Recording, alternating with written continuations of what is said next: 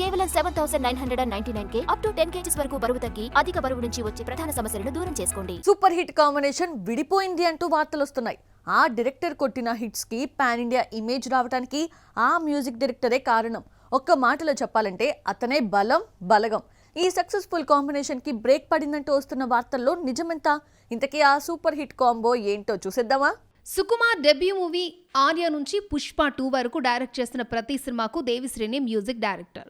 దేవిశ్రీ సుకుమార్కు ఎన్నో musical hits ఇచ్చాడు. పుష్ప 2తో దేవిశ్రీ సుకుమార్ పాన్ ఇండియా ఇమేజ్ని సంపాదించుకున్నారు.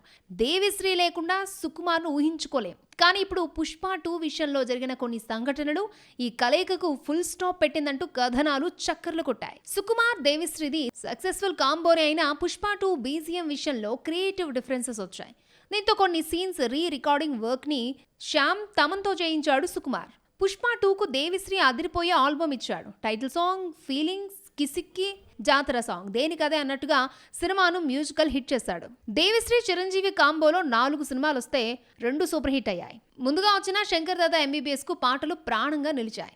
అందరివాడు శంకర్ దాదా జిందాబాద్ ఫ్లాప్ అయినా దేవిశ్రీ మాత్రం ఫెయిల్యూర్ కాలేదు. వాల్తేర్ వేరయ్య మ్యూజికల్ హిట్ తర్వాత చిరంజీవి బాబీ కాంబో రిపీట్ అయింది. అయితే దేవిశ్రీని కాదని తమను తీసుకున్నారు. ఈ లెక్కన రామ్ చరణ్ సుకుమార్ సినిమా కూడా దేవిశ్రీ ఉండడు అన్న టాక్ నడుస్తోంది. బుచ్చిబాబు డెబ్యూ మూవీ ఉప్పెనకు దేవిశ్రీ మ్యూజిక్ ఇచ్చాడు. రెండో సినిమా పెద్ది దగ్గరకు వచ్చేసరికి దేవిశ్రీని పక్కన పెట్టేసి రెహమాన్ని తీసుకున్నాడు. కెరియర్ మొదట్లో దేవిశ్రీని ఎంకరేజ్ చేసిన మెగా హీరోస్ ప్రెజెంట్ ఈ క్రేజీ మ్యూజిక్ డైరెక్టర్ ని పక్కన పెట్టేశారనిపించిన సుకుమార్ త్వరలో తీయబోయే రామ్ చరణ్ మూవీకి మాత్రం దేవిశ్రీనే తీసుకుంటున్నారట. ఈ లెక్కల మాస్టానికి మ్యూజిక్ విషయంలో ఓ లెక్క ఉంది. ఆ లెక్క దేవిశ్రీనే. తన బలాన్ని పక్కన పెట్టేంత సాహసం సుకుమార్ చెయ్యాలి అనుకోవడం లేదు. మేకింగ్ కంటే మ్యూజిక్కే బలమన్న సంగతి ఈ లెక్కల మాస్టర్కి తెలియంది కాదు.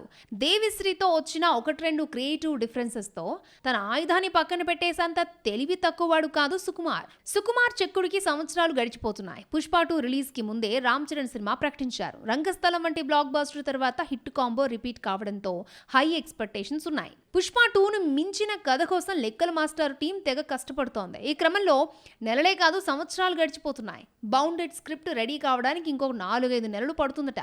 ఈ లెక్కన సినిమా 2027 మొదట్లో సెట్స్ పైకి రానుంది.